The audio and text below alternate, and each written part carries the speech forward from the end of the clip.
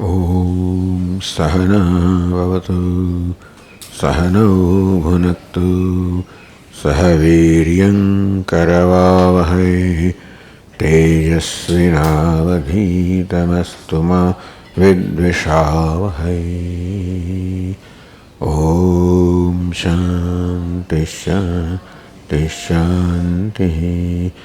ॐ पूर्णमदः पूर्णमिदं पूर्णात् पूर्णमुदच्यते पूर्णस्य पूर्णमादाय पूर्णमेवावशिष्यते। ॐ शान्ति शान्ति शान्तिः।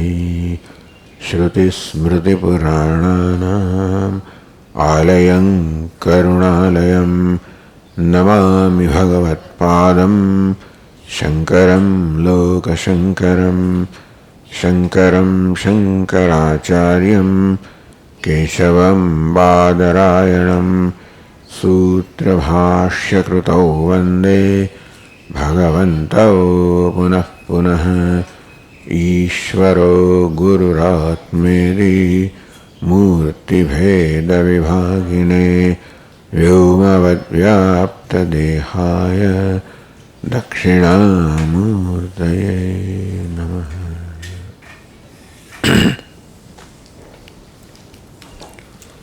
तो ग्रंथकार हैं याज्ञवल्क्य मुनिનો ઇતિહાસ વર્ણન કરી રહ્યા છે। કેવી રીતે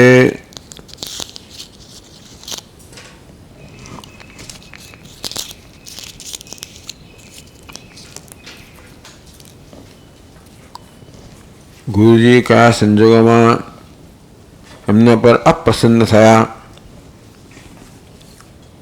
સાપ આપવાની ધમકી આપી અને પોતે જે વિદ્યા આપી એને પાછી આપવા માટે કહ્યું।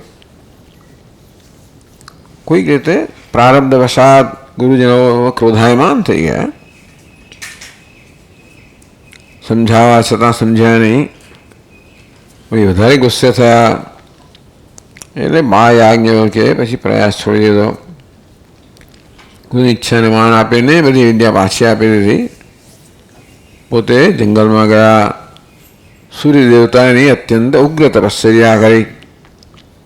સૂર્યદેવતા પ્રસન્ન થયા અને એમણે કહ્યું કે હું અત્યારે વિદ્યાહીન છું અને તેથી આપણી પાસે વિદ્યા પ્રાપ્ત કરવા આવ્યો છું।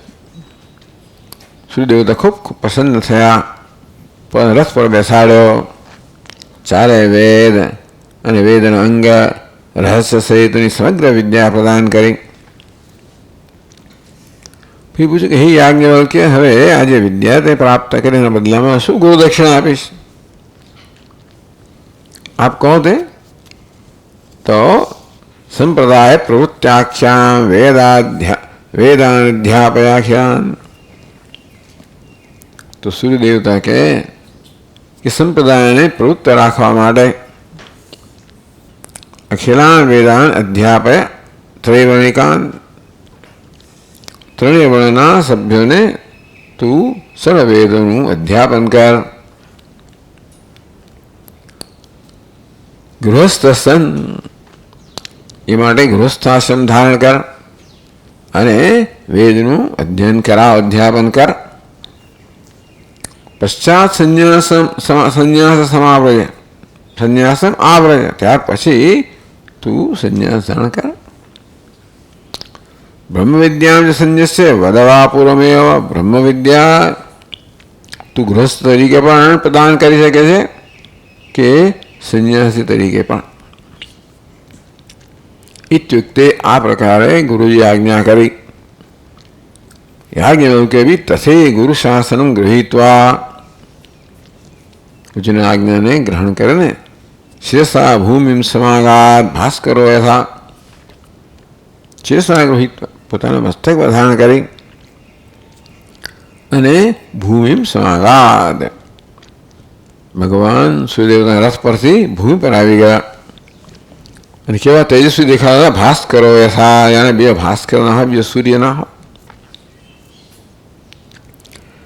पितराज्ञा बलम प्राप्य जनकाच धनम बहु प्राप्य પિતાની આજ્ઞા પ્રાપ્ત કરીને, જેને કહે છે અત્યંત ધન, ખૂબ ધન પ્રાપ્ત કરીને સ્નાતક બની ગયા. याज्ञवल्क्यः दारद्वयं चक्रे समागतः याज्ञवल्क्य दारद्वयं चक्रे. આ પ્રકારે સૂર્યદેવતા પાસેથી પૃથ્વીલોક પર પાછા ફરેલા યાજ્ઞવલ્ક્યે 2 દારાઓ ગ્રહણ કરી. કાત્યાયનસ્ય તનયા મિત્રયોશ્ચ મહાધિયમ. કાત્યાયનની પુત્રી કાત્યાયની અને મિત્રયો એટલે મિત્રયુની પુત્રી મૈત્રેયી. મહાધિયમ, મહાધિયમ વિશેષણ બંને લાગુ પડી શકે. બંને અત્યંત બુદ્ધિશાળી હતી પોતપોતાની રીતે. કહેવાય કાત્યાયની બુદ્ધિશાળી હતી વ્યવહારની દ્રષ્ટિએ, મૈત્રી બુદ્ધિશાળી હતી અધ્યાત્મની દ્રષ્ટિએ. હવે એ સમજાવે છે કે યાજ્ઞવલ્ક્યે પોતાની ફરજો પૂરી કરી ગૃહસ્થ તરીકે. શું ફરજ? ઋષિણામ બ્રહ્મચર્યેણ ઋણમ દત્તમ. એમણે પહેલા બ્રહ્મચર્ય આશ્રમ ધારણ કર્યો હતો, વેદનું અધ્યયન કર્યું, એ રીતે ઋષિઓનું ઋણ પૂરું કર્યું. ऐसा अमुना देवानां च पितॄणां च दत्तवान् च तथैव तत्. ગૃહસ્થાશ્રમનો સ્વીકાર કરવાને કારણે બીજી 2 ફરજ અંદર આવી ગઈ, 2 પ્રકાર ઋણ આવી ગયા. અને માટે એ ઋણ ફેરવા માટે 2 ફરજ. આ ફરજ છે ઋણ ફેરવા માટેની યોજના છે. ઋણી છું અને માટે મારે વળતો ઉપકાર કરવો જોઈએ. એ ભાવની પ્રેરાયણ જે કર્મ થાય એને ફરજ કહેવામાં આવે. ભય એટલે આપણે કોઈના પર ઉપકાર નથી કરતા, પરંતુ જે ઉપકાર થયો છે એને બદલે એનો બદલો વાળીએ છીએ. દેવાનામ છે પિતૃણામ છે દત્તવાન. બ્રહ્મચર્ય આશ્રમ દરમિયાન જેવી રીતે યાજ્ઞવલ્ક્યે ઋષિઓનું ઋણ ફેડ્યું, તેવી રીતે ગૃહસ્થ તરીકે હવે દેવતાઓને પિતૃનું ઋણ ફેડી રહ્યા છે. ફેડ્યું. અગ્નિષ્ટોમાદિકાન યજ્ઞાન કૃતવાન બહુદક્ષિણાન. ખૂબ દક્ષિણાઓ આપવી પડે એવા અગ્નિહોત્રાદિ અનેક બધા કર્મ કર્યા, યજ્ઞ કર્યા. એ રીતે દેવતાનું ઋણ ફેડ્યું. સ્વાત્મન સદુષાન પુત્રાન કન્યકાંશ ઉદપાદયત. અને પોતાના સમાન સંતાન પુત્રો અને પુત્રીઓ ઉત્પન્ન કર્યા. એ પ્રકારે પિતૃનું ઋણ ફેડ્યું એમણે. હવે એક બૌદ્ધિક પ્રશ્ન અહીંયા લે છે આ કથામાં કે ભાઈ યાજ્ઞવલ્ક્ય વિરક્ત હતા જન્મથી. ઋણમ યદ્યપિ નૈવાસ્તિ વિરક્તસ્યાસ્ય કિંચન. યાજ્ઞવલ્ક્ય વિરક્ત છે માટે એમને કોઈ પ્રકારનું ઋણ નથી. વિરક્ત નથી થયો કે કોઈ પ્રકારનો ઉપકાર પ્રાપ્ત કરતા નથી. એટલે રાગ નથી, દ્વેષ નથી, અને માટે દુનિયા પાસે કોઈ પ્રકારની માગણી નથી. મનમાં કશી પણ માગણી હોય તો પછી રાગ દ્વેષ જન્મવાના, અને તો પછી આપણે એને અનુરૂપ કર્મ કરવાનું. જે રાગ દ્વેષ છે ક્ષીણ થાય.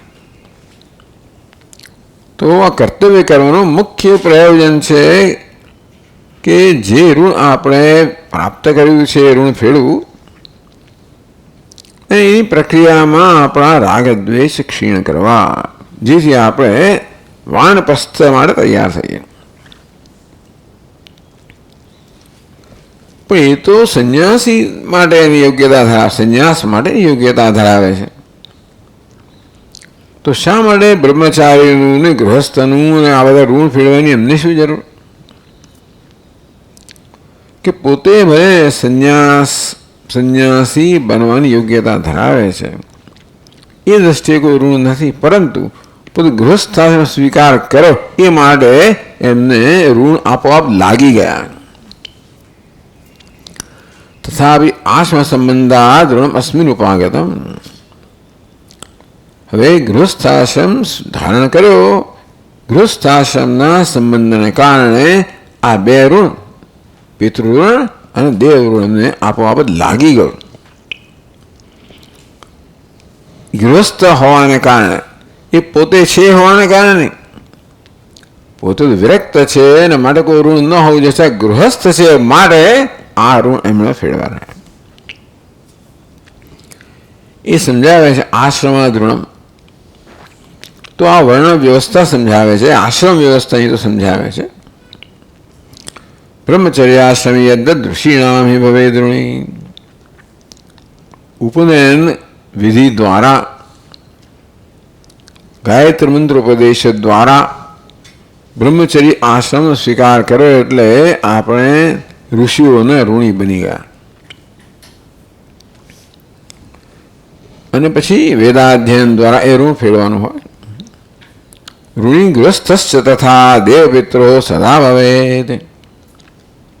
એ બ્રહ્મચારી જ્યારે ગૃહસ્થાશ્રમમાં પ્રવેશ કરે ત્યારે દેવપિત્રો, દેવતાઓ અને પિતૃઓનું સદા ઋણી ભવેત. તો એ તરત એ ઋણી બની જાય. એનું વ્યક્તિગત એ પ્રકારની આવશ્યકતા છે કે નહીં? વ્યક્તિગત એ પ્રકારનું એમણે ઋણ વાસ્તવમાં ઋણ ભેગું કર્યું છે કે નહીં, દેવું કર્યું છે કે નહીં, દેવું ન કરવા છતાંય પણ યાજ્ઞવલ્ક્ય વિરક્ત હોવાના કારણે કોઈ દેવું ન હતું. પણ ગૃહસ્થાશ્રમમાં પ્રવેશ કરવા આપોઆપ જ ગૃહસ્થની ફરજ એને લાગી ગઈ. ઋણ એટલે ફરજ. સંન્યાસે તુ કૃતે ન સ્યાદ યત સ્યાદ પૂર્વાશ્રમે ઋણમ.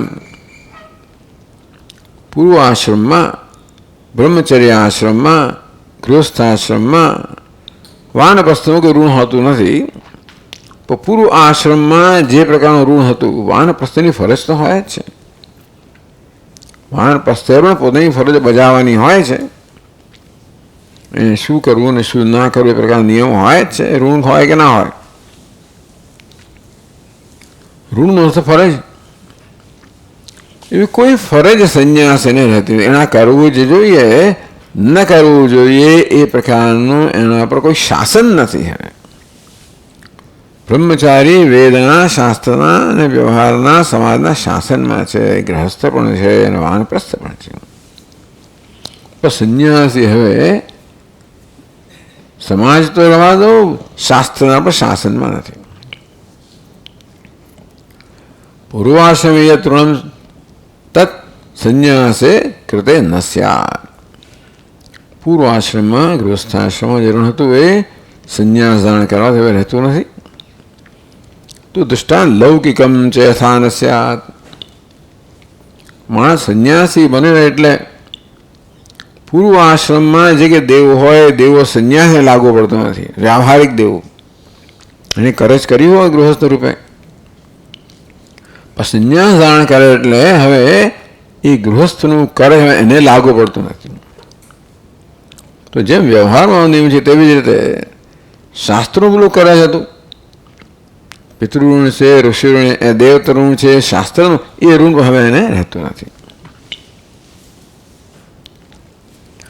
ઋણમ તદ્ભદ વૈદિકમ સંન્યાસીનામ. તો વૈદિક ઋણ છે, પિતૃઋણ, દેવઋણ એ પણ સંન્યાસી મળે રહેતો નથી. આ તો પૂર્વ વિદુષો ભવેદ્યતા. એ માત્ર વિરક્ત નહીં પરંતુ બ્રહ્મજ્ઞાની પણ હોય. એ બ્રહ્મજ્ઞાની પણ જો ગૃહસ્થાશ્રમમાં હોય તો એને ગૃહસ્થનું ઋણ છે લાગુ પડે. આમ બ્રહ્મજ્ઞાની સર્વથી પર છે, સર્વશાસનથી પર છે. અતઃ પૂર્વ વિદુષોપી ભવેદ્યતત.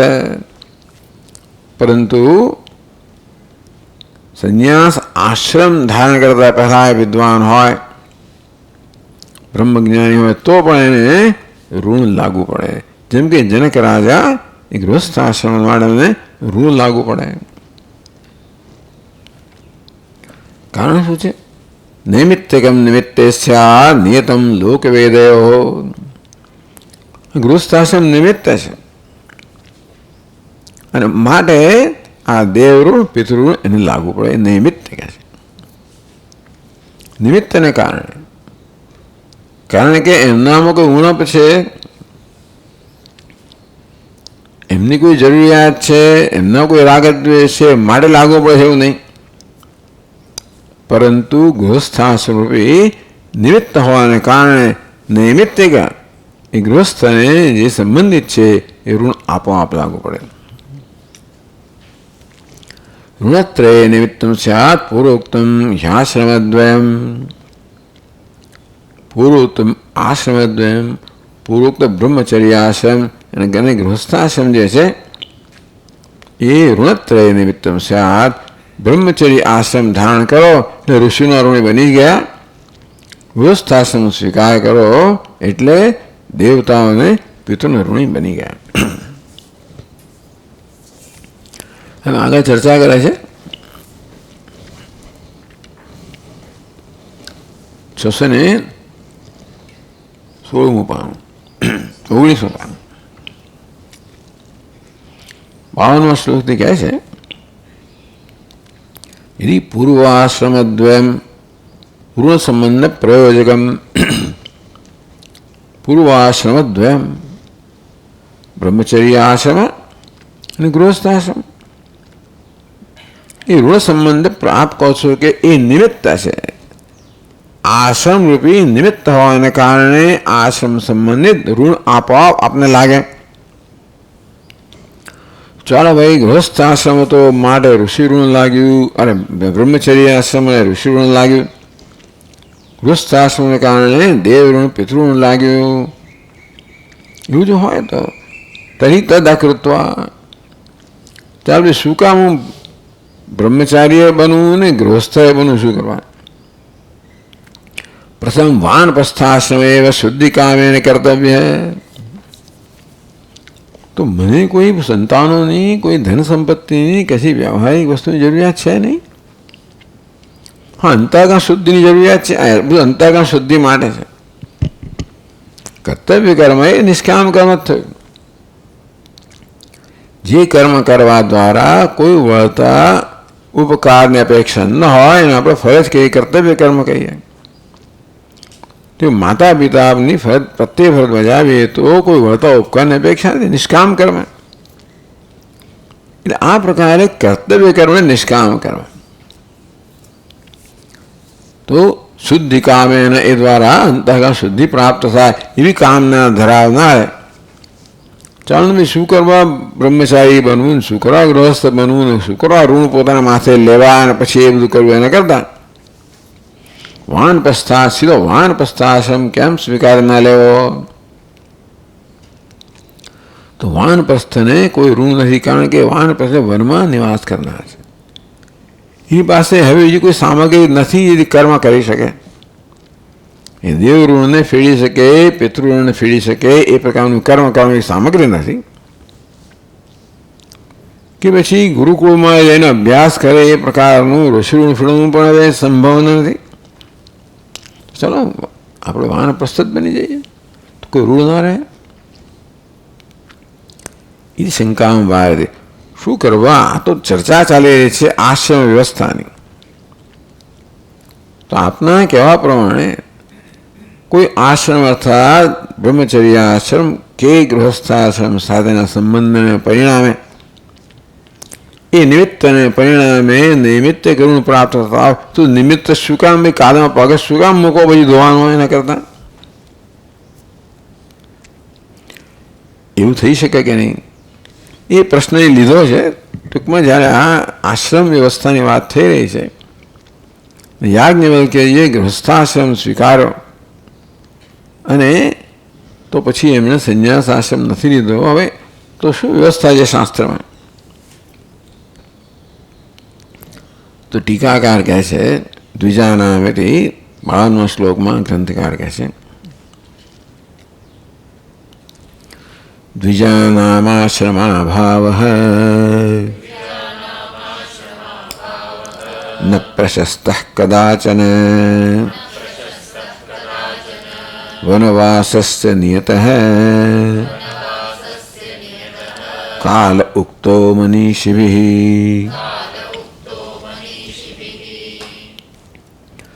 द्विजानाम् आश्रम अभावः कदाचन न प्रशस्तः। द्विज होय, त्रिवर्णिक होय, ब्राह्मण क्षत्रिय वैश्य होय અને કોઈ આશ્રમ ન હોય એટલે બ્રહ્મચર્ય ના હોય ને ગૃહસ્થ ના હોય ને વાનપ્રસ્થ હોય નહીં, ધારો કે આશ્રમ જ ના હોય, કોઈ અવસ્થા ના હોય, કદાચ ન પ્રશસ્ત, ક્યારેય પણ એ વસ્તુ પ્રશસ્ત નથી, પ્રશંસનીય નથી, સ્વીકાર્ય નથી. તેથી કેમ નથી તો ટીકા કરે, અનાશ્રમીને તિષ્ઠેત ક્ષણમેકમપી દ્વિજ હૈતિ સ્મૃતે.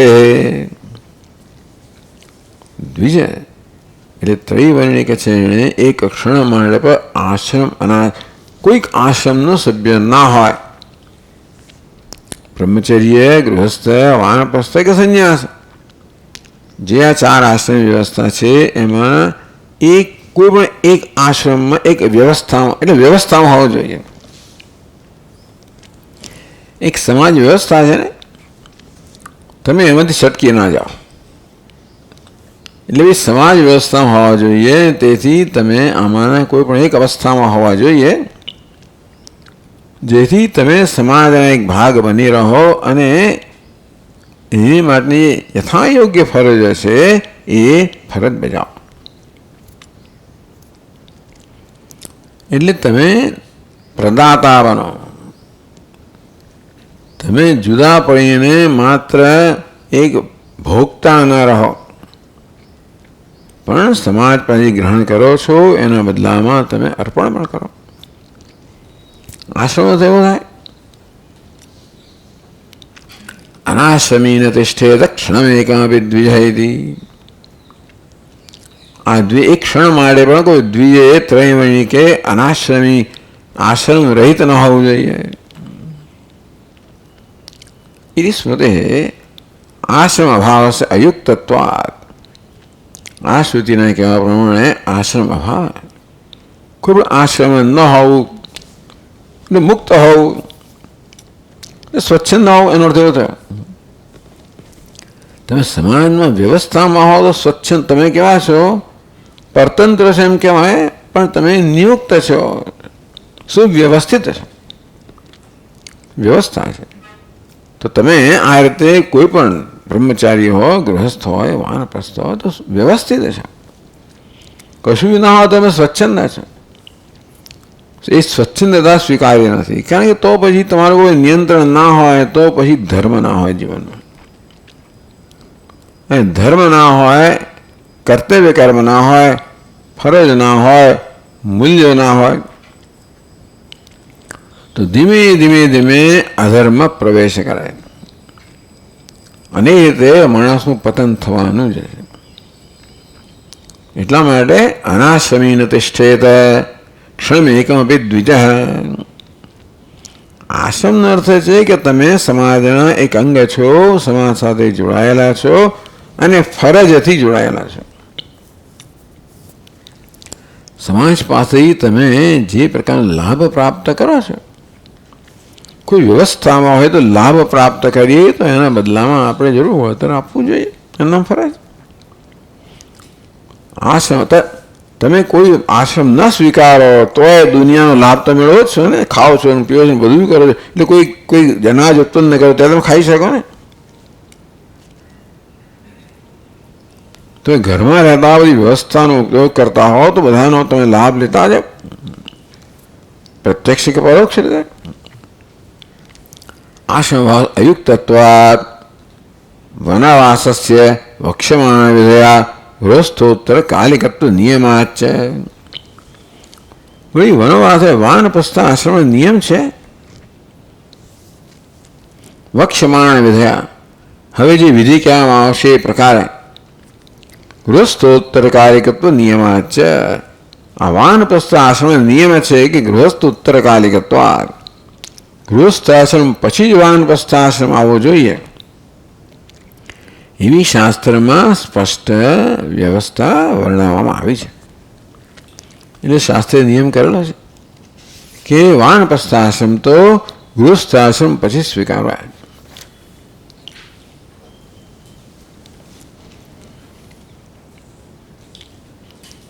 પ્રથમ શુદ્ધિ કામેન પૂર્વાશ્રમ કર્તવ્યમ એવ.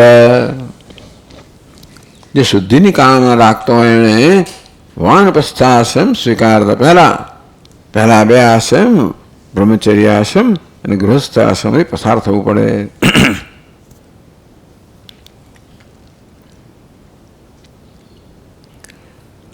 વનવાસસ્ય ગૃહસ્થોત્તરકાલિકત્વે મનુવાક્યમ અર્થતઃ પઠતે. કે વનવાસ છે, વનવાસ એટલે વાનપ્રસ્થાશ્રમ, વનમાં નિવાસ કરવો. એ ગૃહસ્થ ઉત્તરકાલિકત્વે ગૃહસ્થાશ્રમ પછીના કાળમાં છે. એ માટે મનુવાક્યમ અર્થતઃ પઠતી. મનુસ્મૃતિમાં જે પ્રકારની સૂચના છે એ શબ્દો અહીંયા દોહરાવતા નથી, પરંતુ એ વાક્યનો અર્થ અહીંયા કહેશે આ શ્લોકમાં. ગૃહસ્થસ્તુ ઇતિ ગૃહસ્થસ્તુ યદા પશ્યેદ વલી પલિતમાત્મનઃ અપત્યસ્ય તથાપત્યમ તદારણ્યમ સમાશ્રયેદ.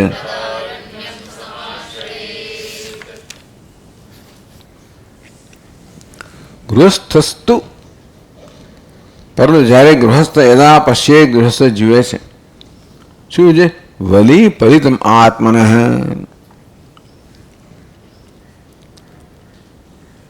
વલી ચર્મ શૈથિલ્યમ, પલિતમ કેશ શુક્લતા, ચામડી ઢીલી પડી ગઈ, કરચલીઓ પડી ગઈ, વાળ સફેદ થઈ ગયા. એટલે એવું આવું દશરથ રાજાએ જોયું. અહીં નજર અરીસામાં પડી કે આ બધા વાળા હવે શ્વેત થવા માંડ્યા છે. ત્યારે વિચાર્યા કે હવે આપણે આ રાજ્ય સોંપવું જોઈએ, એટલે કે ઉત્તરાધિકારી નિયુક્ત કરવો જોઈએ. રાજ્ય ના આપી દીધું હોત, પરંતુ ક્રાઉન પ્રિન્સ ટૂંકમાં એ આ પ્રકારે રામચંદ્રજીને ઉત્તરાધિકારી તરીકે ત્યાં સ્થાપિત કર્યા. તો વલી આવું ચર્મ શૈથિલ્ય આવે અને કેશ શુક્લતા, શુક્લ એટલે સફેદ થઈ જાય, વાળ ધોળા થાય. અપત્યસ્ય અપત્યમ, ત્રીજી વસ્તુ તથા તેઓ વલી પલિતમ આત્મા. વલી પલિતમ એ વલી અને પલિતનો સમાહાર થયો, સમાહાર દ્વંદ્વ થયો. વલી અને પલિતમ બંને થઈને વલી પલિતમ. વલી યદા દેહે પશ્યે, જ્યારે માણસ જુએ કે પોતાના દેહમાં આ પ્રકારની સ્થિતિ આવી છે, દેહ વૃદ્ધ થયો છે. પૌત્રોત્પત્તિમ વા, હવે અપત્યસ્યમ તથા અપત્યમ એ ધન અથવા કર્યો, અથવા પુત્રના પુત્રનો જન્મ થાય. તદા વનસ્થો ભવેત ઇત્યર્થ. તદા અરણ્યમ સમાશ્રયેદ, ત્યારે અરણ્યનો આશ્રય લેવો જોઈએ. ત્યારે વાનપ્રસ્થાશ્રમનો સ્વીકાર કરવો જોઈએ કે હવે આપણું કામ પૂરું થઈ ગયું, ગૃહસ્થાશ્રમમાં વિદાય લેવી જોઈએ. એટલે કે મનીષીઓએ, મહાપુરુષોએ આ વ્યવસ્થા કરી છે કે વાનપ્રસ્થાશ્રમ તો ગૃહસ્થાશ્રમ પછી જ આવે, પહેલા નહીં.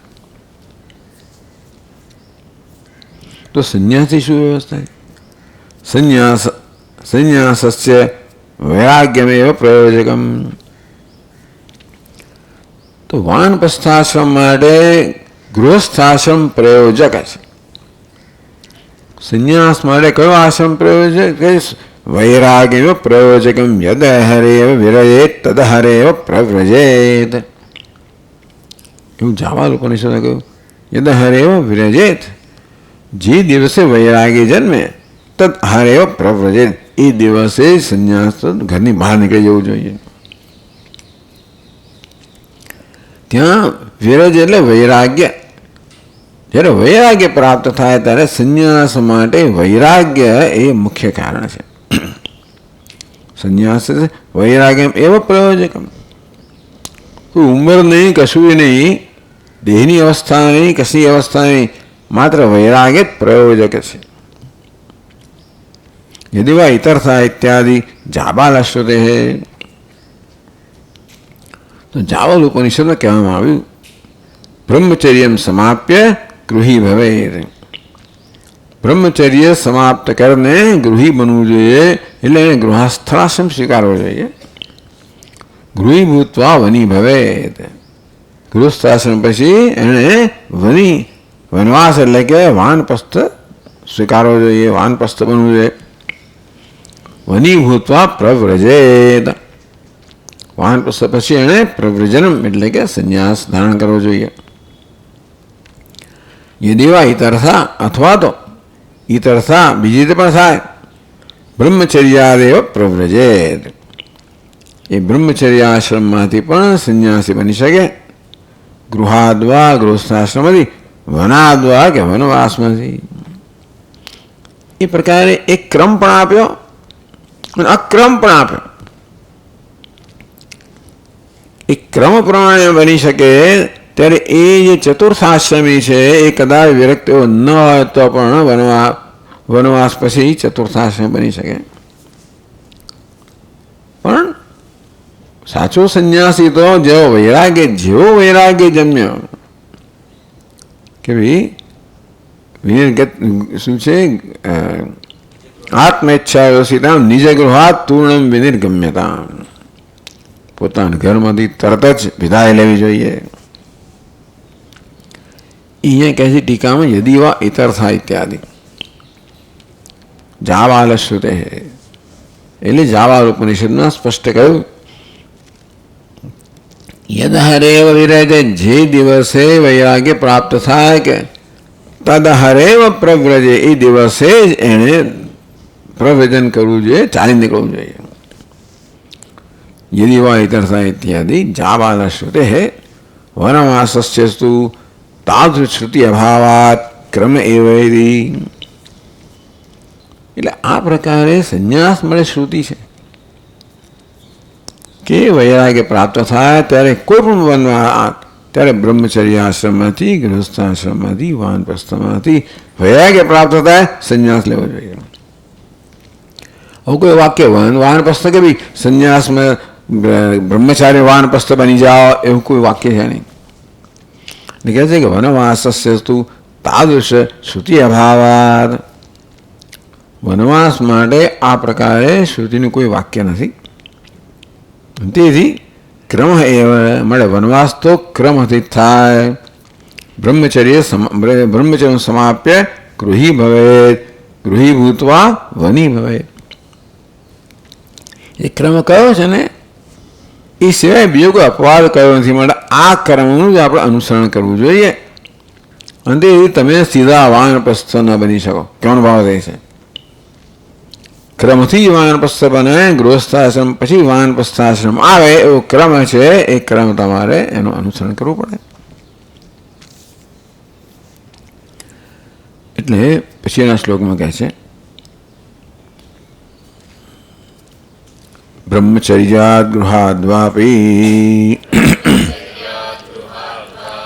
વનાદ્વા પ્રવ્રજેદ યથા ન તથા બ્રહ્મચર્યાદિ વનવાસશ્રુતૌ શ્રુતઃ.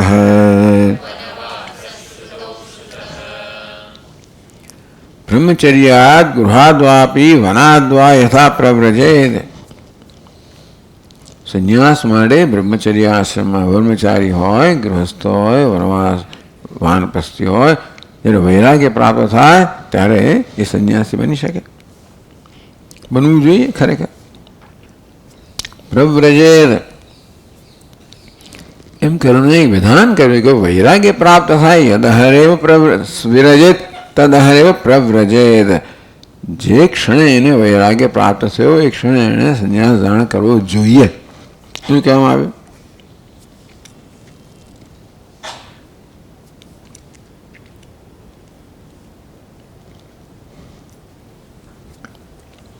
यथा जाबालश्रुतौ ब्रह्मचर्यात् उत्तरम संन्यास उक्तः। ब्रह्मचर्यात् गृहाद्वापि, तो જાબાલશ્રુતિમાં જેવી રીતે બ્રહ્મચર્ય કે ગૃહસ્થ પછી સંન્યાસ કહેલો છે, વાનપ્રસ્થ પછી તો છે જ ક્રમ જાણે, પણ બ્રહ્મચર્ય પછી ગૃહસ્થ પછી પણ, એટલે બ્રહ્મચર્યાત ઉત્તરમ સંન્યાસ ઉક્ત હૈ. બ્રહ્મચર્ય પછી, બ્રહ્મચર્ય કે ગાહસ્થ પછી સંન્યાસ કહેલો છે. તથા બ્રહ્મચર્યાદિ, તો બ્રહ્મચર્યાદિ વનવાસ, આ વનવાસનું વિશેષણ બ્રહ્મચર્યાદિ એટલે શું? બ્રહ્મચર્ય આદિ, બ્રહ્મચર્ય વગેરે નહીં. આદિ એટલે પ્રારંભ. બ્રહ્મચર્યમ આદિ પ્રથમમ યસ્ય તાદૃશ બ્રહ્મચર્યાદિ. બ્રહ્મચર્ય જેનો આદિ છે એવા બહુરી સમાસ, એવા સંન્યાસને બ્રહ્મચર્યાદિ કહેવામાં આવે. એવું છે નહીં કે વાનપ્રસ્થ, તો એવું કે બ્રહ્મચર્યાદિ વાનપ્રસ્થ નથી. બ્રહ્મચર્ય જેનો આદિ હોય એ વાનપ્રસ્થ, એટલે કે બ્રહ્મચર્ય પછી વાનપ્રસ્થ સ્વીકારી શકાય એવું કોઈ વિધાન શાસ્ત્રમાં છે નહીં. બ્રહ્મચર્ય ઉત્તર હતી, બ્રહ્મચર્ય પછી વાનપ્રસ્થાશ્રમ સ્વીકારાય એવું કોઈ વિધાન શાસ્ત્રમાં નથી. જેવું સંન્યાસ માટે છે એવું વાનપ્રસ્થ માટે નથી. વનવાસ ક્વાપી શ્રુતૌ ન શ્રુત. વનવાસ એટલે વાનપ્રસ્થ, વાનપ્રસ્થ્ય કહેવાય. તો પછી એ વાનપ્રસ્થ્ય જે છે એ બ્રહ્મચર્ય પછી તમે સ્વીકારી છો એવું કોઈ શાસ્ત્રનું વિધાન નથી. તો શું કરવાનું? તો ભાઈ વનવાસ માટે, વાનપ્રસ્થ માટે શું? તો કે તથા છે તદ વિષય પૂર્વોક્ત નિયમ ઇત્યર્થ. કારણ કે વાનપ્રસ્થ માટે કોઈ અપવાદ આપવામાં આવ્યો નથી, જેમ સંન્યાસ પણ આપવામાં આવતી હતી. વાનપ્રસ્થ એક ક્રમ જ થવો જોઈએ, બ્રહ્મચર્ય, ગાર્હસ્થ્ય, વાનપ્રસ્થ્ય. હવે બીજા પ્રશ્નો ઉપસ્થિત કરે. નનુ બ્રહ્મચર્યમ પરિચરેત આ શરીર વિમોક્ષણાદ ઇત્યાદિના વસિષ્ઠાદિ વચનેન બાધિતત્વાદ. એક નૈષ્ઠિક બ્રહ્મચર્ય નામનો પણ વ્યવસ્થા છે. એટલે કે ગુરુના ગૃહે જાય, બ્રહ્મચર્ય દીક્ષા સ્વીકારે અને પછી બ્રહ્મચારી જ રહે, ગુરુ સાથે જ રહે આજીવન. એટલે બ્રહ્મચર્ય પછી ગૃહસ્થ બનવું જોઈએ એવો નિયમ તો નથી. આજે એનો અપવાદ છે ને. નનુ બ્રહ્મચર્યમ પરિચરેત આ શરીર વિમોક્ષણાત ઇત્યાદિના વસિષ્ઠાદિ વચનેન. ક્યાંક વસિષ્ઠ કોઈ સ્મૃતિ હશે એના વચન છે કે ભાઈ આ શરીર વિમોક્ષણાત, જ્યાં સુધી આ શરીરનો મોક્ષ ના થાય, આદિનું પતન ના થાય ત્યાં સુધી બ્રહ્મચર્યમ પરિચરેદ, એણે બ્રહ્મચર્યનું પરિચરણ કરવું જોઈએ, આચરણ કરવું જોઈએ, અર્થાત બ્રહ્મચારી જ રહેવું જોઈએ કોઈ વિશેષ વ્યક્તિ માટે. હવે નૈષ્ઠિક બ્રહ્મચર્યની યોગ્યતા ધરાવનાર માટે કહેવામાં આવે, બધા માટે નહીં. એ સંન્યાસી નથી, બ્રહ્મચારી છે, પણ ગુરુ સેવા વગેરે, ગુરુ પાસેથી શાસ્ત્ર અધ્યયન પણ કરે છે, ગુરુ સેવા પણ કરે છે, અને ગુરુ જ્યાં રહેતો ત્યાં રહેતા હોય. એ વનમાં હોય તો વનમાં હોય, જ્યાં હોય ત્યાં હોય. પણ એને નૈષ્ઠિક બ્રહ્મચર્ય, એને પોતાના ઘણા બધા નિયમો હોય છે. શાસ્ત્ર પ્રમાણે જે બધા નિયમો હોય, જે પ્રકારની વ્રત પાલન કરવાનો હોય, બધા બહુ કડક વ્રત પાલન કરવાનો હોય છે, ઉપાસનાઓ કરવાની હોય વગેરે, એ કરવાનું. તો તમે કહો છો કે બ્રહ્મચર્ય પછી તો ગૃહસ્થ આશ્રમ સ્વીકારવો જોઈએ, ગાર્હસ્થ સ્વીકારવું જોઈએ. તો આ તો કહેશે, આ વાક્ય કહેશે કે આ શરીર વિમોક્ષના, જ્યાં સુધી દેહનો મોક્ષ થયો નહીં ત્યાં સુધી દેહ પડતા સુધી બ્રહ્મચર્યનું પરિચય તો આચરણ કરવું જોઈએ એવું કહે છે. તમે ક્રમ કહો, એ ક્રમની વાત થઈ ગયો. એ આ જે નિયમ છે ઇત્યાદિના બાધિતત્વાદ, બ્રહ્મચર્ય પછી ગાર્હસ્થ્ય સ્વીકાર કરવો જોઈએ એવો નિયમનો આ વશિષ્ઠ વગેરેના વચનથી બાદ થઈ ગયો. ક્રમ નિયમ એક અપવાદ નીકળે નાખો, નિયમ જ પછી તૂટી જાય. ટૂંકમાં જો તમે ક્યાં નિયમ ક્યાં છે, આ ક્રમ ક્યાં રહ્યો? અહીંયા આગળ બ્રહ્મચર્ય પછી ગારસ્થ્ય હોવું જોઈએ, ક્રમ નથી રહ્યો, મારે તમારો ક્રમ જ ક્યાંય ના લાગુ પડે. એટલે એક જગ્યાએ કાયદો તૂટ્યો ને એ બધા પેલો કહે. એક વાર આ બધા ખેડૂતો આમ કહે એટલે પેલો પછી બીજું કહે ને ખેડૂત શું કેમ? પછી એ પેલો છાપાવાળો કહે કે મને પણ તમે 10 રૂપિયા બાંધી આપો, મિનિમમ પ્રાઇસ. હમણાં ચોખા ને ઘઉંના અમુક મિનિમમ પ્રાઇસ સરકારે આપવાની, અને તમારે ખરીદી લેવાના બધા. તમે જે કરવો એ કરો, ભલે સડી જાય ને પડી જાય, અમને પૈસા મળવા જોઈએ. આવી જાતની બધી દાદાગીરી ચાલે, સરકારે ચલાવ્યા કરી છે ખેડૂતોની કોઈ કારણથી. ખેતીને પ્રોત્સાહન આપવા માટે કરવું છે. હવે તો એ મોટો બોજ થઈ ગયો. હિન્દુસ્તાનમાં ખેતી સૌથી ઓછામાં ઓછી અસરકારક છે. સૌથી વધુમાં વધુ લેબર આખા જીવન 15% ખાલી એનો ભાગ છે ને 50% લેબર છે, અને મોટા બધા ટેક્સ ખાઈ જાય છે. એટલે આ ખેતી તો માણસને મળે, અને છતાં પેલા લોકોની એવી દાદાગીરી છે કે હજી વધારે વધારે માંગ્યા કરે છે. એટલે આ નિયમ, અમે નિયમ બનાવીએ, શું કરીએ શું નહીં કરીએ. એટલે આ બધું ટૂંકમાં નિયમ પ્રમાણે, જો નિયમનો એકવાર ભંગ થયો ને તો પેલાને તમે કેમ કહો ખેડૂતને તો અમને આપો, પેલું કે અમને આપો, ભાઈ પછી વેલફેર જ થઈ જાય બધું. ટૂંકમાં બધા લોકો સરકારના જમાઈ બની જાય. આ લોકો જમાઈ છે અત્યારે, ખેડૂતો સરકારના બિચારા એમાં ધનવાન ખેડૂતો, ગરીબોને તો કશું નથી મળતું, પણ 10% ખેડૂત ધનવાનો એ જમાઈ છે બધા. ચાલો, કહેવાનો વાત એ છે કે નિયમનો ક્યાંક ભંગ થયો ને ધીમે ધીમે પછી બીજો પગ પેસારો થાય. પેલું કે મને કેમ નહીં, પેલાના પર મને કેમ નહીં, વગેરે વગેરે. એટલે આ એક નિયમનો ભંગ તો દેખાડ્યો, તો એ ક્રમ ક્યાં રહે? એટલે ક્રમ નિયમ અયુક્ત હિદે છે, માટે તમે ક્રમનો નિયમ કરો છો એ લાગુ નથી પડતો, અને માટે યોગ્ય નથી. ક્રમનો આગ્રહ રાખવો યોગ્ય નથી. એટલે કે હું વાનપ્રસ્થ બની જાઉં, કહેવાનું વાદ એ પેલો બ્રહ્મચર્ય અથવા એનું પ્રયોજન આ છે. તો કે ના, આ વાક્યનો શું અર્થ કરવો આ સંદર્ભમાં, એ માટે આ વાક્ય લીધું. તસ્ય વચનસ્ય પ્રત્યુત ક્રમદાઢ્ય સંપાદકત્વાદ ઇત્યા.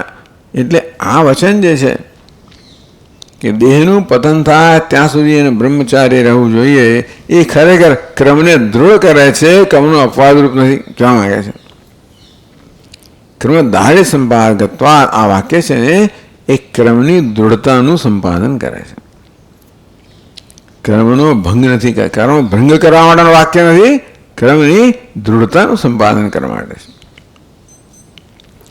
તો કહે છે 55 શ્લોકમાં, આનિપાતાત શરીરસ્ય એકમાશ્રમમાશ્રિતઃ તિષ્ઠેદિત્યાદિ વચનમ ન ક્રમમ વિનિવારયેદ. આપણે તો યાજ્ઞવલ્ક્યનું શરૂ કર્યું, અને ક્યારે ક્યાં પહોંચે છે, ક્યારે આવશે ભગવાન જાણે. પછી આનું નામ પુરાણ.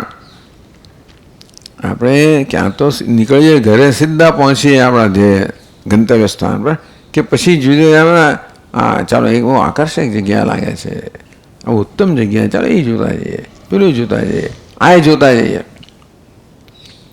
એટલે પુરાણમાં આ પ્રકારની એમને છૂટ છે. બાકી ભાષ્ય વગેરેમાં આવી કોઈ છૂટ ના આવે, ઉપનિષદમાં આવી છૂટ ના હોય. એટલે એ છૂટ લે છે. છૂટ લઈને એમાં આપણને એ પ્રકારે કેળવણી જ આપે છે. જે વિષયની ચર્ચાની ઉપનિષદમાં કોઈ અવકાશ ન હોય એ વિષયોને પણ એ સાંકળી લેવામાં આવે છે. એ પ્રકારે આપણને ઘણું બધું જ્ઞાન કે કેળવણી આપવામાં આવે છે.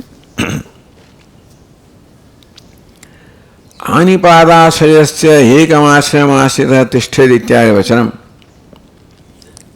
શરીરસ્ય આ નિપાત, તો કે શરીરનું નિપાત થાય, પતન થાય ત્યાં સુધી એક આશ્રમ આશ્રિત તિષ્ઠેત, એક આશ્રમનો જ આશ્રયને એણે રહેવું જોઈએ કે બ્રહ્મચર્ય ઇત્યાદિ વચનમ. એ વચન જે છે એને ન ક્રમ વિનિવારે, એ ક્રમનું નિવારણ નથી કરતો.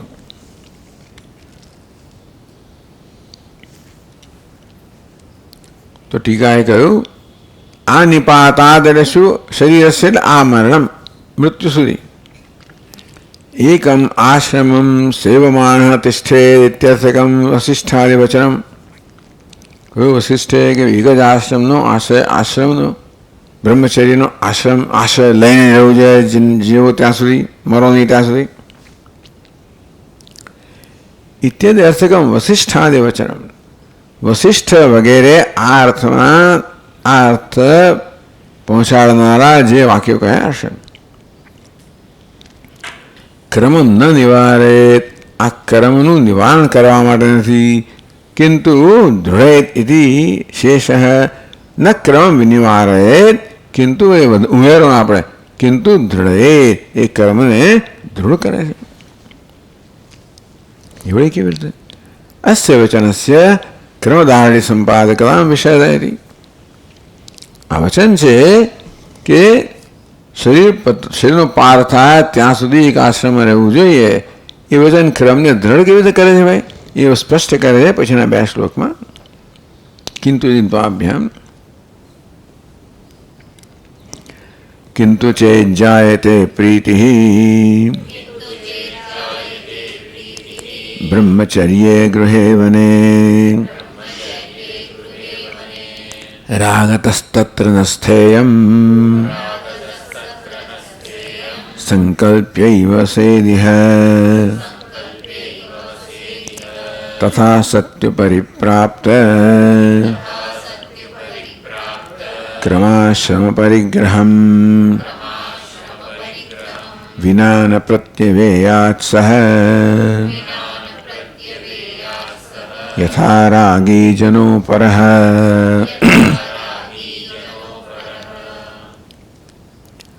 તો આ જે કહેવામાં આવ્યું એનો શું અર્થ કરવાનો, તાત્પર્ય શું છે એ સમજાવવા માટે ચર્ચા છે.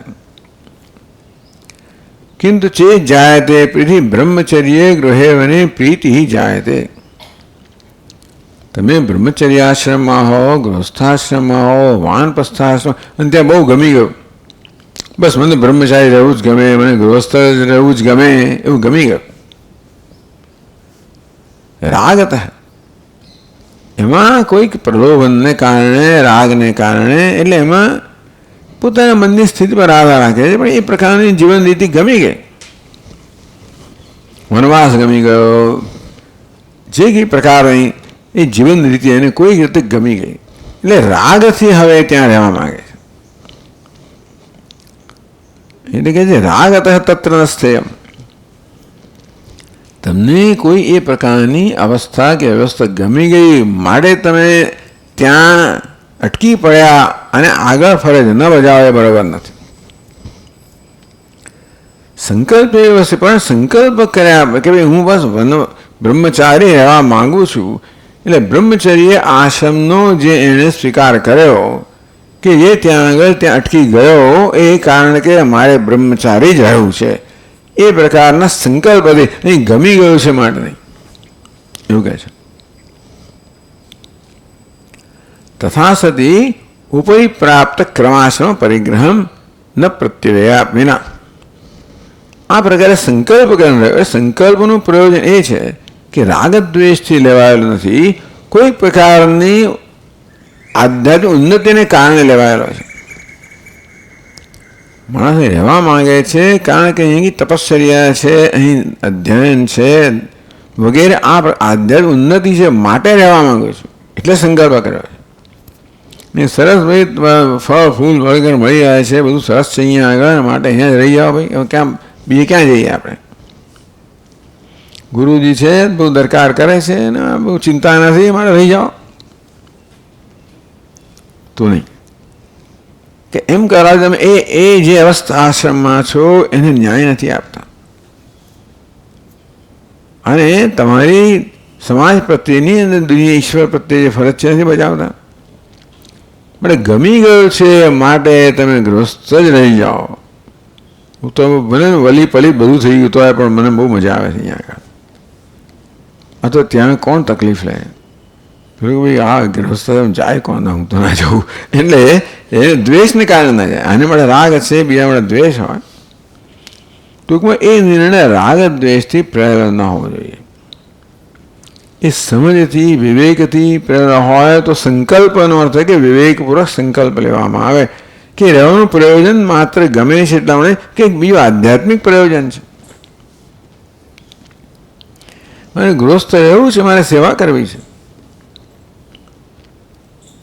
મારે બ્રહ્મચારી રહેવું છે, મારે ગુરુ સેવા કરવી છે અને મારે માત્ર વેદનું અધ્યયન કરીને એમાં નિષ્ઠા પ્રાપ્ત કરવી છે.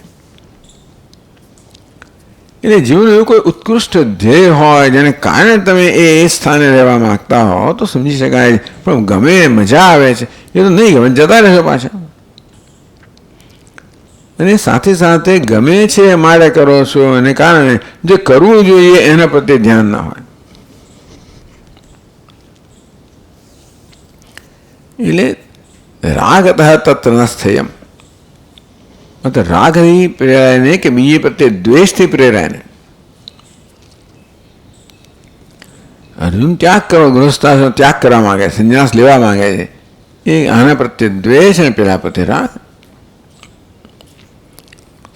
સંકલ્પ એ હવે ફસાઈ રહ્યા, પણ સંકલ્પ લઈને બ્રહ્મચર્ય ગ્રહસ્થ્યમાં તમે જરૂર રહી શકો છો.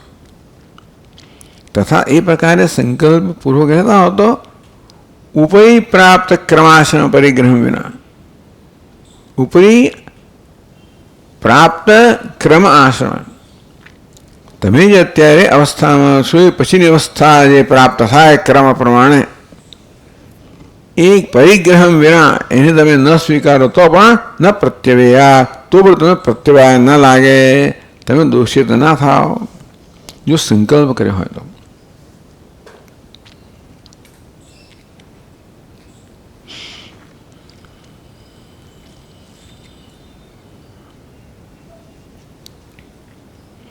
તથા અનિપાત સંકલ્પમ કૃત્વા એવ તત્ર વક્તવ્યમ. સંકલ્પ થવું જોઈએ. તથા સંકલ્પે કૃતે સતી ઉપરી ઉત્તરમ કર્તવ્ય પ્રાપ્ત ક્રમશાલી આશ્રમ. ક્રમશાલી એટલે શું? આ બધા આશ્રમો ક્રમને અનુસરે છે. ક્રમ જેનો સ્વભાવ છે. ઊંચા આશ્રમ એક પછી એક પછી એક. પરિગ્રહમ ગ્રહણમ અકુર્વન ન પ્રત્યવયાત ન દોષમ પ્રાપ્ત. બધા આવું કહ્યું કે તમે સંકલ્પ કરો અને પછી જે કરતા હોય કરો. કઈ કર્મ સંકલ્પપૂર્વક કરવું જોઈએ અને તે સંકલ્પ વગર નહીં કરવું જોઈએ, રાગ દ્વેષથી ન કરવું જોઈએ. રાગી જનો અપરહ તત્ર વૈધર્મ્ય દ્રષ્ટાંત આપે છે. યથા અપરહ રાગી જન પ્રત્યવયાત. માત્ર રાગથી પ્રેરાયને તમે આગળ ન વધો અને અટકી પડો તો પ્રત્યવાય દોષ લાગે. સંકલ્પ કરીને તમે અટકી પડો તો પ્રત્યવાય દોષ ન લાગે. એટલે કહ્યું કે તમે મરણાંત તમે બ્રહ્મચારી રહો એ આ ક્રમનો વિરોધ નથી કરતા, પણ સંકલ્પપૂર્વક એક આશ્રમમાં રહો એ કર્મને પુષ્ટ કરે છે, દ્રઢ કરે છે.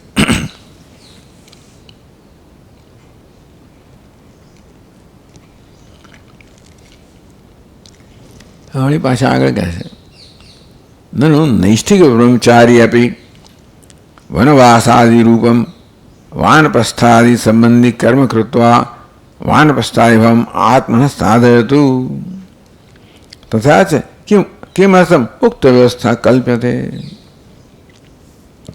તો બ્રહ્મચારી પણ વાનપ્રસ્થ કેમ ના કહેવાય? વનમાં નિવાસ કરવાને કારણે અને એ પ્રકારનું જીવન જીવવાને કારણે તમે વાનપ્રસ્થી કહેવાતા હો. તો બ્રહ્મચારીએ ગુરુ સાથે વનમાં રહેતો હોય એ પ્રકારનું વાનપ્રસ્થ વનવાસ જ થયો ને. ધનું નૈષ્ઠિક બ્રહ્મચારી આચાર્ય આપી. તો નૈષ્ઠિક બ્રહ્મચારી ગુરુ સાથે રહેતો હોય અને વનમાં રહેતો હોય વનવાસાદિર્વમ વાનપ્રસ્થાદિ સંબંધી કર્મ કૃત્વા. વાનપ્રસ્થનું મુખ્ય કર્મ છે વનવાસ, વનમાં નિવાસ કરવો. તો નૈષ્ઠિક બ્રહ્મચારી પણ આવી રીતે ગુરુ સાથે વનમાં નિવાસ કરતો હોય તો પછી એને વાનપ્રસ્થ કહેવાય કે ના કહેવાય? તથા છે. તો શા માટે એ બ્રહ્મચારીએ વાનપ્રસ્થ બનવા માટે ગૃહસ્થાશ્રમ સ્વીકારીને પછી વાનપ્રસ્થ બનવું જોઈએ એવી જાતની તમે એવો આગ્રહ કેમ રાખો છો? તથા છે કિમર્થમ ઉક્ત વ્યવસ્થા કલ્પ્યતે. એટલે નૈષ્ઠિક બ્રહ્મચારી પણ વનવાસીના ધર્મનું પાલન કરે છે તો પછી એને વાનપ્રસ્થ કેમ ના કહેવાય? શા માટે ગૃહસ્થાશ્રમ પછી વાનપ્રસ્થ સ્વીકારવો જોઈએ? એ શંકા આમ દ્રષ્ટાને પડી હતી. પછીના શ્લોકમાં કહે છે વનચારી વને તિષ્ઠન વનસ્થો ન ભવેત ક્વચિત ગૃહી યથારણ્યવાસી તથૈષોપી યતિસ્તથા.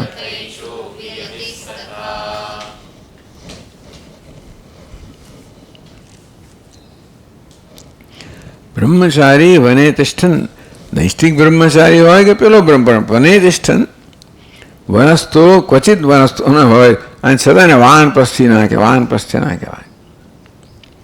એ વનમાં વસ્તુ એકમાત્ર એને માટેની આવશ્યકતા નથી કે એ જ માત્ર એને માટે પર્યાપ્ત નથી. કે બ્રહ્મચાર્ય નૈષ્ઠિક બ્રહ્મચાર્ય વનમાં રહેતો હોય માટે વાનપ્રસ્થ ના કહેવાય.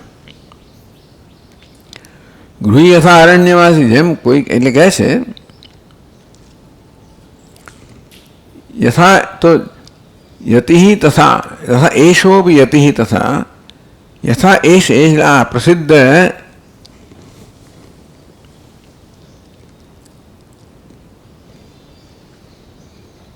એષ ગૃહી યથા એષ પ્રસિદ્ધ ગૃહી આપત્કાલે વનવાસમ કુર્વન.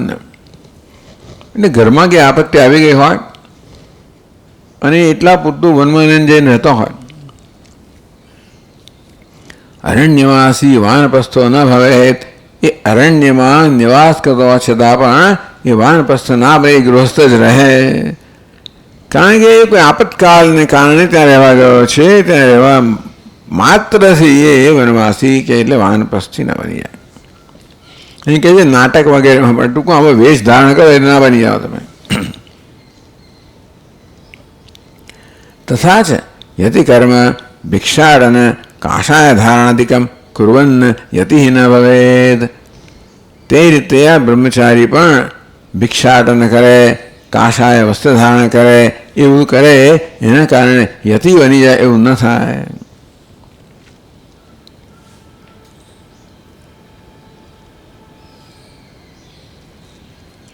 એટલે નાટકમાં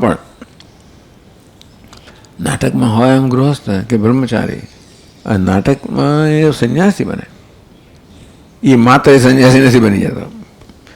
આપણે 1989 જ્યારે શંકરાચાર્ય ભગવાનની 1200મી જન્મ જયંતિ ઉજવી ત્યારે નાટકો પણ કરેલા. 5 દિવસના કાર્યક્રમમાં સાંજે તો શંકરાચાર્ય ભગવાનનું નાટક હતું અને ત્યાં શંકરાચાર્યજી અને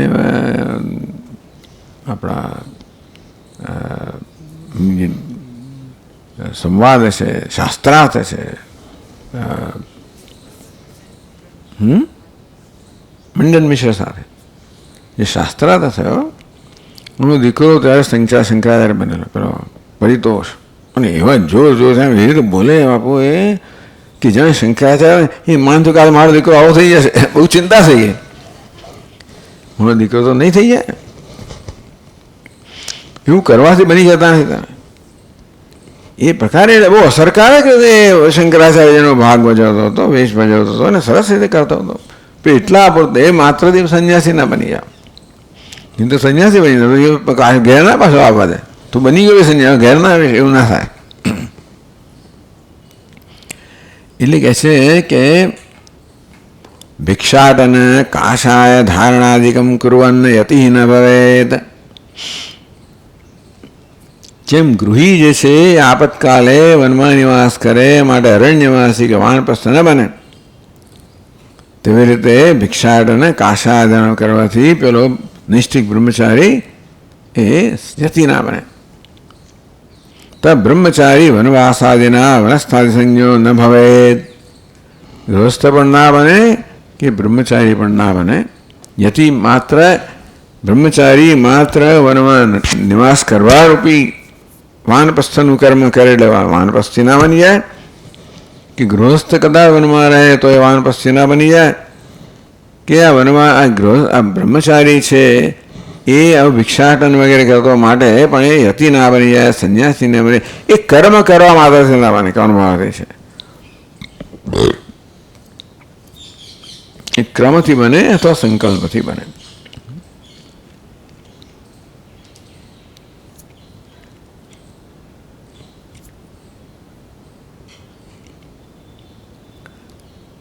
તત્ર હેતુતયા વનસ્થાદિભ્ય વિશેષમ ઋણ સંબંધમ આહ. કારણ વાનપ્રસ્થીને કોઈ ઋણ હોતું નથી. એ બ્રહ્મચારીને હોય, ગૃહસ્થને પણ હોય. એટલે વનવાસાદિભ્ય વિશેષમ ઋણ સંબંધમાં. વાનપ્રસ્થી છે એને કરતાં આ પેલા બે છે ઋણ સંબંધ ધરાવે છે એ વાત કરે છે નૈષ્ઠિક. નૈષ્ઠિકો બ્રહ્મચારીયત ઋષીણામ ઋણભાંગનસઃ દેવાનાં ચ પિતॄણાં ચ ગૃહીયદ્વદ ભવેદ્.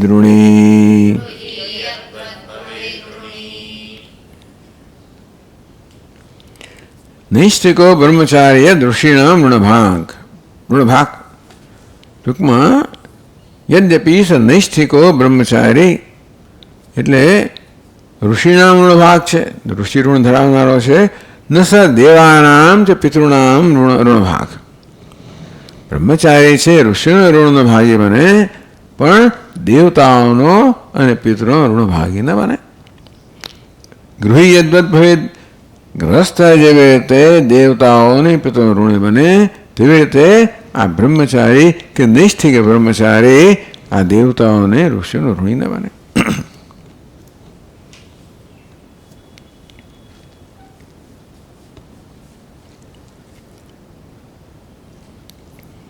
તથાપિ ઋષિણામ ઋણવાન ભવે એ વૈતી. છતાં ઋષિઓનો તો ઋણી બની રહે છે નૈષ્ઠિક બ્રહ્મચારી. ફલિતમ નિયમમ અભિનય. એટલે તેથી આ જે નિયમ ફલિત થયો આવી ચર્ચાથી એ કહે છે હવે અપાકૃત્ય ઋણમ તસ્માત વનમ પશ્ચાત સમાવ્રજેત ઋણત્ર વિનિર્મુક્ત નાન્યથા તમ ક્રમાશ્રમમ.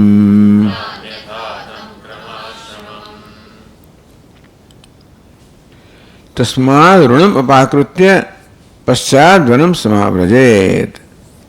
તેથી પહેલાં ઋણ જે ફેડીને પછી જ વનનો આશ્રય લેવો જોઈએ.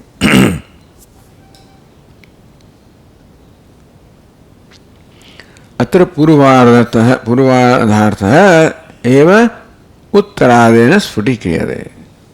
આ શ્લોકમાં પૂર્વાર્ધમાં આગળના અર્ધમાં જે કહેવામાં આવ્યું એનો અર્થ છે એ ઉત્તરાર્ધમાં સ્ફુટી કરે છે. અપાકૃત ઋણમ તસ્માદ વનમ પશ્ચાત સમાવ્રજે. તે કારણથી ઋણ છે ફેરીને પછી જ એણે વનવાસ લેવો જોઈએ, એટલે વાનપ્રસ્થ બનવું જોઈએ. કેમ? ઋણત્ર વિનિર્મુક્ત. બ્રહ્મચર્ય આશ્રમમાં એ ઋષિઓના ઋણથી મુક્ત થયો, ગૃહસ્થાશ્રમમાં એણે પિતૃઓનું અને દેવતાનું ઋણ ફેર્યું. એમ કરે ઋણત્ર વિનિર્મુક્ત થયો ત્યાર પછી પશ્ચાત વનમ સમાવ્રજે. ત્યાર પછી એણે વાનપ્રસ્થ બનવું જોઈએ. ન અન્યથા તમ ક્રમાશ્રમમ. અન્યથા એટલે કહે છે તમ વાનપ્રસ્થ રૂપમ ક્રમાશ્રમમ ક્રમવંતમ આશ્રમમ. વાનપ્રસ્થ આશ્રમ કેવો છે? ક્રમથી જ લેવાનો હોય. સંન્યાસ માટે ક્રમ નથી, વૈરાગ્યને માટેની યોગ્યતા છે. વાનપ્રસ્થ માટે ક્રમ કેમ છે? કારણ કે પેલા ઋણ ફેડા હોય તો જ વાનપ્રસ્થ બની શકાય, એ વગર ન બની શકાય. અન્યથા ઋણ સત્વે હજી તમારે પેલા ઋણ રહી ગયા હોય, એટલે ટૂંકમાં ઋષિ ઋણ, પિતૃઋણ, દેવઋણ ત્રણે ઋણ જ્યારે ફેડ્યા હોય ત્યારે વાનપ્રસ્થ બની શકાય. એ ફેડા વગર ના બની શકાય વાનપ્રસ્થ. સંન્યાસી તો બની શકાય, ટૂંકમાં ગમે ત્યારે ભાગીને સંન્યાસી બની શકે, પણ સંન્યાસી ન બનવું જોઈએ વૈરાગ્ય ન હોય તો. ન અન્યથા એટલે કે ઋણ સત્વે ન સમાવ્રજે, તો તમારે એનો આશ્રય ન લેવો જોઈએ. એ પ્રકારે આ ટૂંકમાં બધી ચર્ચાનું પ્રયોજન એ છે કે વાનપ્રસ્થ ટૂંકમાં બ્રહ્મચારી વાનપ્રસ્થ ના બને, એટલે ઋણમાંથી છટકી જવા મળે વાનપ્રસ્થ ના બને. વાનપ્રસ્થ કોણ બની શકે? જેને બધા ઋણ ફેડા હોય એ જ વાનપ્રસ્થ બની શકે, બાકી જે નથી ફેડા એ ના બની શકે. ગૃહસ્થાશ્રમ ફળે પૂરી ના કરે તો એ ના બને વાનપ્રસ્થ. એ તો એણે કહ્યું વલી પલિતમાં આત્મના અપત્યસ્ય તથા અપત્યમ વગેરે, એટલે વખત સુધીને પોતાની ફરજ બજાવી ત્યારે પછી હવે ઋણ ફેડ્યું કહેવાય. ત્યારે ઋણ પૂરું થઈ પણ એક પ્રશ્ન છે, ફરજ ક્યારે પૂરી થાય? એટલે ઉંમર કહેવામાં આવે કે ભાઈ 25 વર્ષે તમારું બ્રહ્મચારીનું પૂરું થયું, 50 હોય ગૃહસ્થ પૂરો થયા, 75 વર્ષે એનું વાનપ્રસ્થ પૂરું થયું. અથવા વાનપ્રસ્થ મને કહ્યું કે વલી પલિતમ, તમારું શરીર તો વળી પડે, ટૂંકમાં ખર્ચલીઓ પડે, કે ચામડી શિથિલ થાય, કે પછી પૌત્રનો જન્મ થાય, વાળ સફેદ થાય તો પૌત્રનો અથવા પૌત્રનો જન્મ થાય, તો તમે તમારી ફરજ બજાવી દીધી એમ કહેવાય, અને તમે વાનપ્રસ્થ બની શકો છો. ઓમ પૂર્ણમદ પૂર્ણમિદમ પૂર્ણાત પૂર્ણમુદચ્યતે પૂર્ણસ્ય પૂર્ણમાદાય પૂર્ણમેવાવશિષ્યતે. ઓમ શાંતિ શાંતિ શાંતિ. શંકરં શંકરાચાર્યં કેશવં બાદરાયણં સૂત્રભાષ્યકૃતૌ વંદે ભગવन्तौ પુનઃ પુનઃ. ઈશ્વરો ગુરુરાત્મેતિ મૂર્તિભેદવિભાગિને વ્યોમવદ્વ્યાપ્તદેહાય દક્ષિણામૂર્તયે નમઃ. ઓમ શાંતિ શાંતિ શાંતિ. હરિ ઓમ. શ્રી ગુરુભ્યો નમઃ. હરિ ઓમ.